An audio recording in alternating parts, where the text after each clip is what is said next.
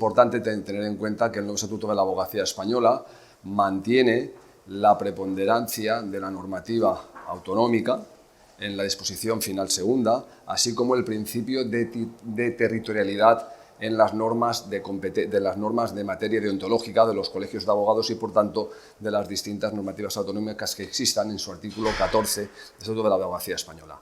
Ello implica una cuestión que todos conocemos, pero que es importante resaltar una vez más, que no se aplica la normativa deontológica del colegio donde estás colegiado, sino del colegio donde vas a ejercer o estás ejerciendo esa actividad profesional.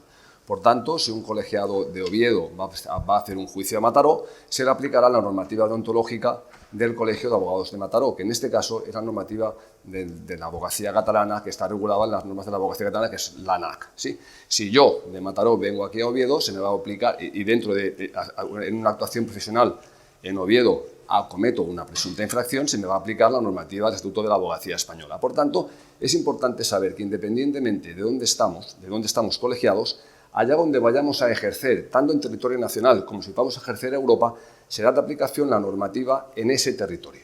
Aquí en España hay fundamentalmente dos normativas, la normativa del Estatuto de la Abogacía Española y luego la normativa de la Abogacía Catalana, que es la que tiene una regulación propia porque así lo permite la Ley de Colegios Profesionales catalana. En este sentido, establecer que hemos de conocer, al menos si alguno de Oviedo o del resto de España va a Barcelona o a Cataluña y viceversa, hemos de conocer la doble normativa.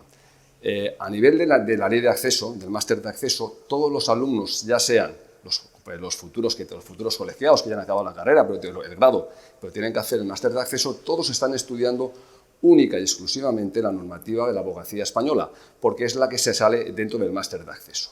Pero sí que es importante conocer, y eso lo recalcamos una y otra vez, y en anteriores jornadas de aquí de Oviedo que yo he venido, hemos explicado estas diferencias, porque hay diferencias importantes en Cataluña con el resto de España. Y si alguno de Oviedo va allí, pues tiene que saberlas. Por ejemplo, no las voy a enumerar todas, pero sí las más importantes. En primer lugar, el nuevo Estatuto de la Abogacía Española sanciona como infracción grave el citar a un compañero como testigo en un acto de juicio. En Cataluña no.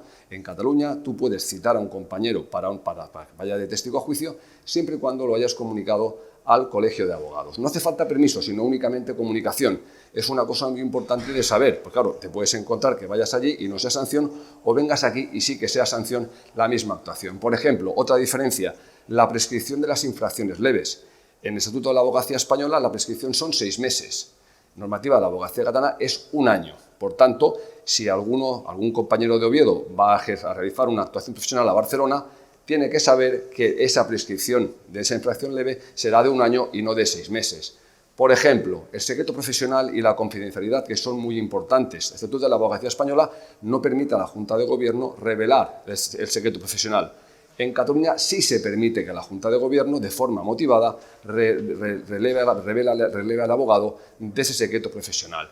Otra diferencia, las sanciones. Las sanciones es muy importante tener en cuenta las diferencias porque a pesar de que el nuevo Estatuto de la Abogacía Española impone como novedad las sanciones multas, hay diferencias. Por ejemplo, solamente en cuanto a las personas físicas, que es lo más importante, porque a nivel de sociedades profesionales más o menos son iguales, establecer Estatuto de la Abogacía Española, infracción muy grave, tenemos o bien la expulsión o la suspensión del ejercicio de la profesión de 1 a 2 años. No hay multa. En Cataluña hay 3 posibilidades. Primera posibilidad, la suspensión del ejercicio de la profesión de 1 a 5 años, no de 1 a 2, de 1 a 5 años. Hay la posibilidad de multa, y la multa va de 5.001 euros a 50.000 euros, ¿sí? Y luego tenemos la tercera opción, que es la expulsión. Pero la expulsión solamente se podrá dar cuando haya una reiteración en las infracciones muy graves. No a la primera infracción muy grave cabe la expulsión. Las infracciones graves en el Estatuto de la Abogacía Española va o bien suspensión de 15 días, a 1 año, o bien una multa de 1.001 euros a 10.000 euros. En Cataluña no. La multa va de 1.001 euros a 5.000 euros y la suspensión va de 1 día a 1 año. Pues es importante saber estas diferencias. Y por último, la sanción por una infracción leve, el Estatuto de la Abogacía Española es una amonestación por escrito o una suspensión de 1 día a 15 días, o una multa de 1 euro a 1.000 euros. En Cataluña no existe la suspensión en la infracción leve. Directamente es multa de 1 euro a 1.000 euros o un procedimiento por escrito. Otra diferencia, y con esta ya acabo, es el tema de la responsabilidad civil. La responsabilidad civil, el Estatuto de la Abogacía Española no puede imponer la obligatoriedad de que los abogados, personas físicas, tengamos un seguro de responsabilidad civil, porque la ley de colegios profesionales estatales no lo permite, porque no está contemplada esta obligatoriedad. De esta forma, los requisitos de acceso para la colegiación, Estatuto de la Abogacía Española, no contemplan la obligatoriedad de tener un seguro de responsabilidad civil. En Cataluña sí. Para colegiarse y poder ejercer la profesión es obligatorio tener un seguro de responsabilidad civil, porque la ley de colegios profesionales catalana sí lo autoriza. El Estatuto de la Abogacía Española, preveyendo esta posibilidad de que se modifique la ley de colegios profesionales estatal, establece como infracción grave la posibilidad de que cuando sea obligatorio tener un seguro de responsabilidad civil, el compañero que no lo tenga sea sancionado por una infracción grave. Otro tema que no hace referencia en cuanto a la tipicidad, pero sí en cuanto al procedimiento, también es importante saber que si algún colegiado de Oviedo va a Cataluña y se le está tramitando un expediente sancionador, un expediente disciplinario, la resolución del colegio catalán que le imponga la sanción no cabe recurso de alzada al Consejo de la Abogacía Catalana, sino que directamente tienes que ir al contencioso administrativo correspondiente. Mientras que si yo vengo aquí a Oviedo, tengo que saber que la sanción de Oviedo, antes de ir al contencioso correspondiente, puedo presentar el recurso al Consejo General de la Abogacía Española. Esta diferencia es muy sencilla, porque el Consejo de la Abogacía Catalana no tiene capacidad de recursos, porque no se lo autoriza la ley catalana, y el Consejo sí que la tiene. Finalmente, decir, como otras diferencias importantes, podríamos hablar de muchas otras a nivel de jornadas, pero lo dejamos para después, ¿no? Y ya finalmente decir, bueno, ¿y esto crea una inseguridad jurídica o no? Porque eso es lo que tenemos que tener en cuenta. ¿A los compañeros nos crea inseguridad jurídica? Inicialmente podemos decir que sí, porque no es normal que en un mismo territorio hayan normas deontológicas distintas, y máxime cuando la colegiación profesional es única. Pero como esto no se puede solucionar porque las legislaciones autonómicas son distintas y por ese motivo hay estas diferencias, pues, por ejemplo, el tema de la infracción leve en España, la ley de colegios establece 1 año y en Cataluña son 6 meses. No se puede poner otras fechas porque es la ley la que manda, ¿no? Pero sí que hemos de saber que esta inseguridad jurídica inicial en la práctica no existe de alguna manera. ¿Por qué? Porque todos sabemos cuáles son las reglas del juego. Si conocemos dónde vamos, conocemos la legislación que se va a aplicar, pues todos tenemos las mismas reglas del juego. Por tanto, la inseguridad jurídica sí, pero en la práctica entiendo que no.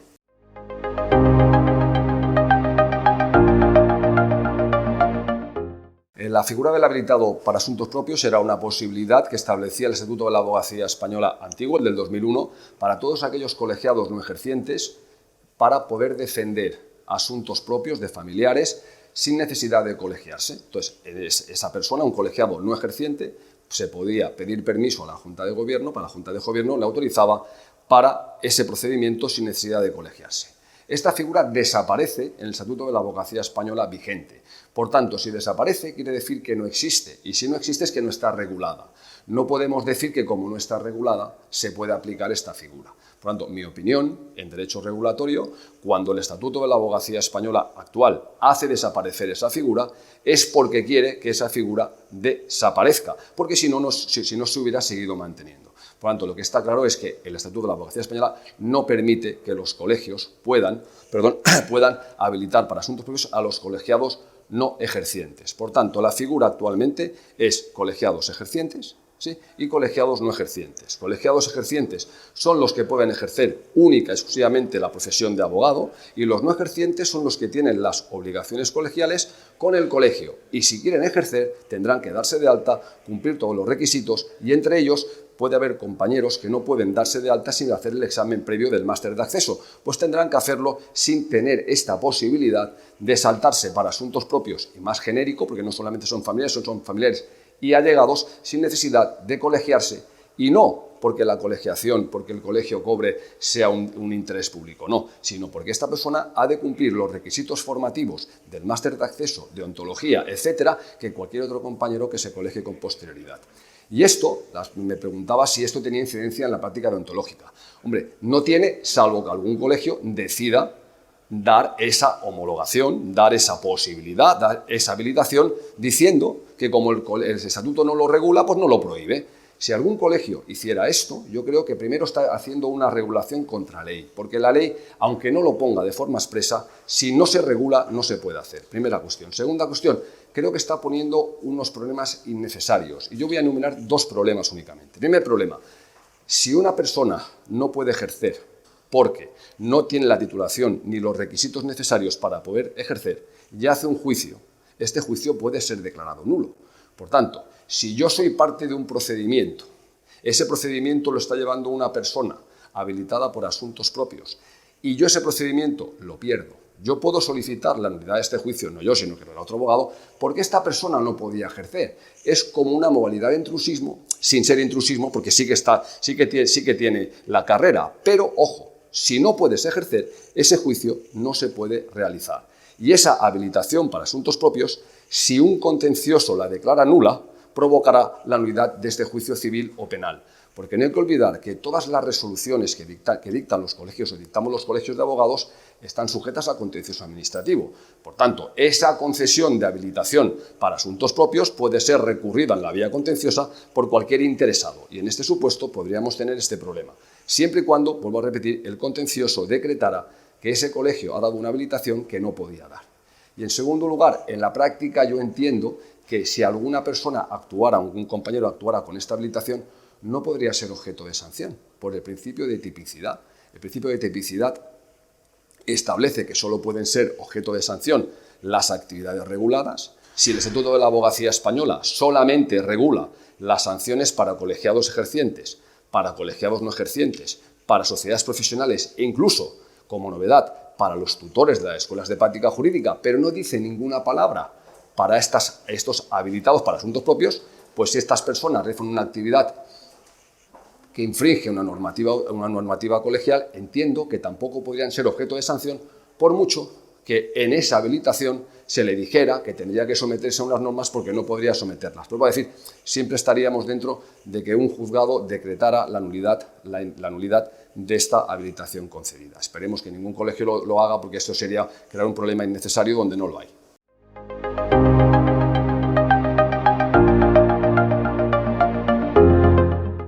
Yo creo que tiene una influencia, una incidencia importante. El Estatuto de la Abogacía Española regula de forma expresa las sanciones a imponer a los colegiados cuando cometen una infracción en el turno de oficio, que antiguamente lo regulaba únicamente a través de las comisiones de los turnos de oficio de los respectivos colegios. Yo creo que hay un problema. A ver, soluciona una cosa y pone un problema. ¿Qué soluciona? Hasta fecha de hoy, la ley de asistencia jurídica gratuita establece de forma expresa que en aquellos supuestos, y lo voy a decir más o no literalmente, pero sí para que se entienda, cuando el colegiado en el turno de oficio, el profesional de la abogacía ejerciendo el turno de oficio, comete una infracción muy grave o grave, además de la sanción que corresponda a nivel colegial por esa infracción, será excluido del turno de oficio.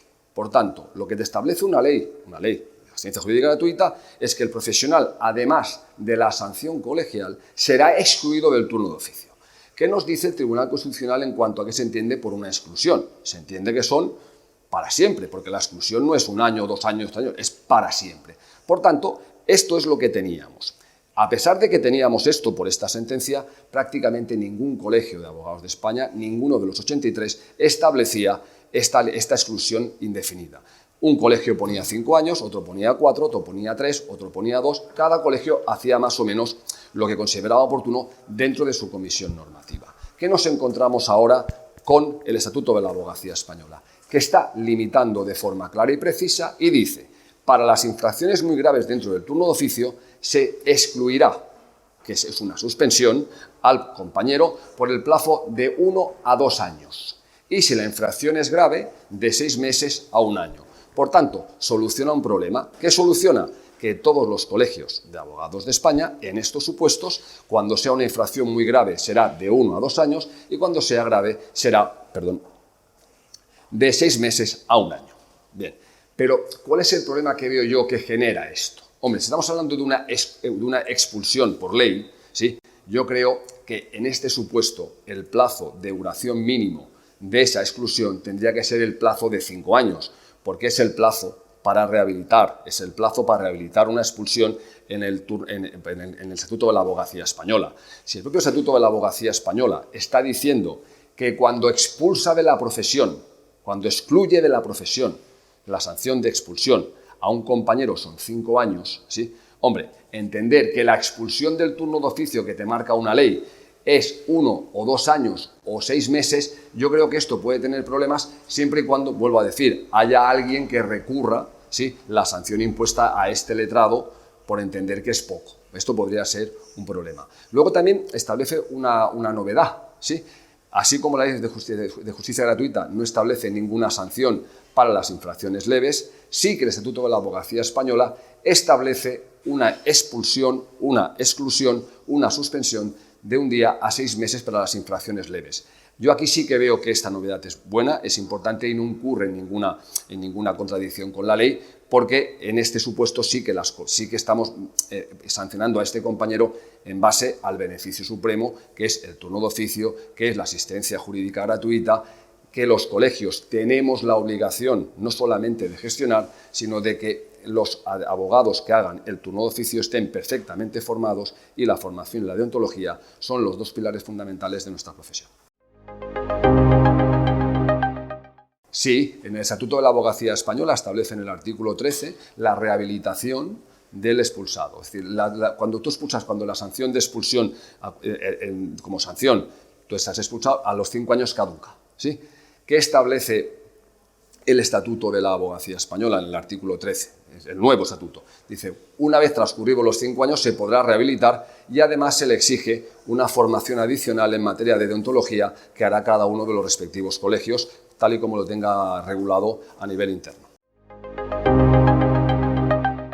No, para el turno de oficio no, para el turno de oficio no. Es decir, cuidado, pues la diferencia es muy importante. Si a ti te expulsan, si tú tienes la sanción de expulsión por un expediente disciplinario, tú estás expulsado del colegio y estos son mínimo 5 años. Punto, son 5 años, no hay más misterio. Te pueden suspender por un periodo inferior a 5 años, en función si la infracción es grave o es leve. Te pueden ir, pero eso es suspensión del ejercicio de la profesión, no la expulsión. La expulsión son 5 años, ya está. ¿Qué es lo que hace el Estatuto de la Abogacía Española cuando regula, ¿sí?, esta expulsión en el turno de oficio? No expulsa. Por mucho que diga que está expulsando, está suspendiendo por un periodo de 1 a 2 años por la infracción muy grave, y de 6 meses a 1 año, 6 meses a 1 año para la infracción grave. Esto no es ninguna expulsión. No podemos entender que el Estatuto de la Abogacía Española entienda que la expulsión de la profesión son 5 años, y cuando está aplicando una ley de asistencia jurídica gratuita que expulsa del turno de oficio al compañero, ¿sí?, esa expulsión sea como máximo 2 años. Esa es la diferencia que yo entiendo que puede dar lugar a problemas.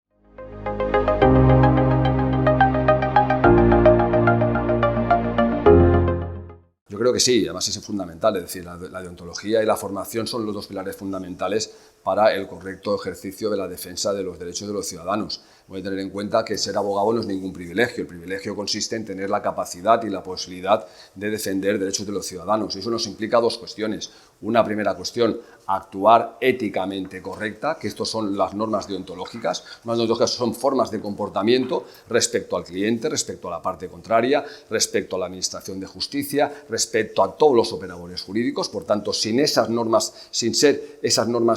cumplir unas normas de educación, no puedes ir a ningún sitio y no puedes defender correctamente a ninguna persona. Y luego la formación. No os olvidar que la formación es fundamental, porque si no estás formado no puedes defender al cliente, y el no estar formado es precisamente una de las infracciones importantes a nivel disciplinario dentro de las infracciones graves, muy graves, perfectamente tipificadas. Al hilo de la pregunta, decir, hombre, pero no solamente lo refuerza, sino que lo refuerza de forma clara. ¿Y cómo lo refuerza de forma clara? En primer lugar, está diciendo que la deontología es un requisito básico e indispensable para el ejercicio de la profesión. Lo dijo Victoria Ortega, presidenta del Consejo de la Abogacía Española, ayer en la inauguración de las jornadas. Hemos de decir que, y lo dijo también Pablo Díaz, y lo dijo el decano de aquí, Luis Albó, el Colegio de Abogados de Oviedo es el único colegio de España que realiza unas jornadas de práctica de deontología, el único colegio de España. Y a raíz de este Estatuto de la Abogacía Española, la presidenta del Consejo ha venido a inaugurar estas 6º jornadas. Quiere decir que el estatuto publicado en el 2021, que viene del 2013, está reconociendo esta importancia. Primero, ya está reconociéndolo a nivel público. Por tanto, ya todo el mundo sabe que esto va en serio. Segundo lugar, mejora de forma clara la regulación de las relaciones de los profesionales de la abogacía, tanto con otros abogados o abogadas, tanto con los clientes, tanto con la parte contraria, tanto con la Administración de Justicia. Hay mucha más regulación, teniendo en cuenta tanto el Estatuto de la Abogacía Española como el Código Deontológico de la Abogacía, que complementa siempre este Estatuto de la Abogacía Española. También, ¿cómo lo mejora? Mejora mediante una tipificación muy exhaustiva de las infracciones, ¿sí? Cuando tú estás tipificando las infracciones de forma muy exhaustiva, corres el riesgo de dejarte otras pendientes de regular a futuro, ¿sí?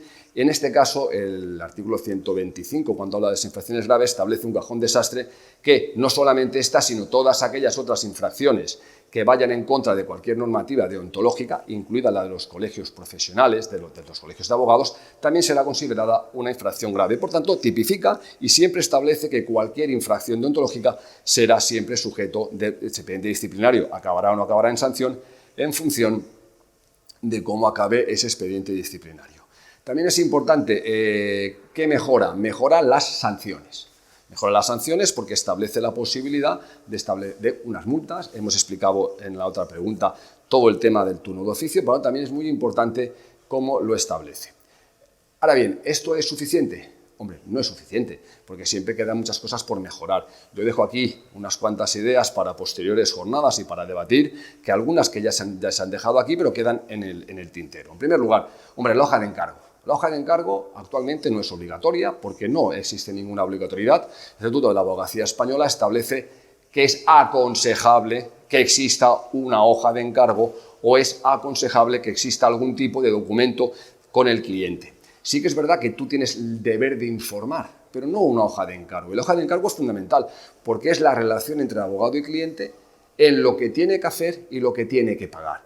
Y si tuviéramos una hoja de encargo siempre de forma obligatoria, y aquí la abogacía institucional tiene que dar un paso adelante, vamos a dar un paso adelante diciendo que es obligatorio, nos ahorraríamos muchísimos problemas. El cliente sabe lo que tiene que pagar, el abogado sabe lo que tiene que cobrar, no habría ningún problema. Muchas veces cuando cuando te piden la sustitución, la antigua venia, el letrado intenta hacerse un poco el remolón porque no ha cobrado. Oye, yo te doy la documentación, tú me tienes que pagar, aquí no tenemos que discutir absolutamente nada y es muy importante. También es muy importante que en esa hoja de encargo, por ejemplo, se pueden hacer muchas más cosas, se regule de forma expresa la posibilidad que tiene el abogado de cobrar de los mandamientos del juzgado a favor del cliente sus honorarios e incluso las costas, para evitar luego problemas, porque tanto las costas como los mandamientos son del cliente, no son tuyos. Por tanto, si no está regulado que lo puedes cobrar, no podrías cobrarle. ¿Dónde también podríamos mejorarlo? Hombre, decíamos a nivel de formación, ¿sí? ¿Verdad que existe una formación obligatoria inicial en deontología para acceder a la profesión, máster de acceso? ¿Verdad que existe una obligación obligatoria en deontología para poder rehabilitarte después de una expulsión? ¿Por qué no ponemos también una formación obligatoria en deontología para cualquier tipo de infracción deontológica? No tiene por qué ser de la misma duración, pero sí que sería importante este camino. Luego también tenemos problemas con el tema de la publicidad, ¿sí? La publicidad, hay mucha publicidad que es indigna, pero que todo el tema de la ley de competencia, ley general publicitaria, no permite que la abogacía dé un paso adelante imponiendo sanciones contra determinados compañeros que yo creo que están infringiendo la dignidad de la profesión. No me refiero al tema de precio, porque el tema de precio al final es un tema que cada uno puede cobrar lo que quiere cobrar y a partir de aquí no vamos a meternos. Pero, por ejemplo, para mí sí que tendríamos que regular de forma más clara y beligerante todas aquellas infracciones que infringen esta publicidad, por ejemplo, incitando al pleito. Tú no puedes permitir que haya un anuncio que te ponga para el Día del Padre, felicita a tu padre con una demanda de pensión de alimentos. Esto es indigno porque estás incitando al pleito. Tú no puedes permitir que haya sucesos, por ejemplo, desgraciados, como lo que está viviendo ahora en La Palma, con grandes víctimas. Y desde aquí un recuerdo a todos los compañeros de La Palma, todos los habitantes de La Palma y en especial a su decano, Juan Antonio, que está haciendo frente a una situación muy difícil. Pero dicho eso, no se puede permitir que haya abogados que estén utilizando ese dolor para intentar captar clientes. Pues estas sanciones, que sí que son indignas y nada tienen que ver con el precio, tendríamos que ser, sobre todo, mucho más beligerantes de cara al futuro. Y yo creo que hay muchísimas más cosas que se podrían mejorar, pero siempre estamos en esto y siempre teniendo en cuenta que la deontología es una parte del derecho y que el derecho tiene que adaptarse siempre a la sociedad y la sociedad siempre está en constante movimiento y siempre tendremos tiempo de adecuarla a la sociedad vigente en cada momento.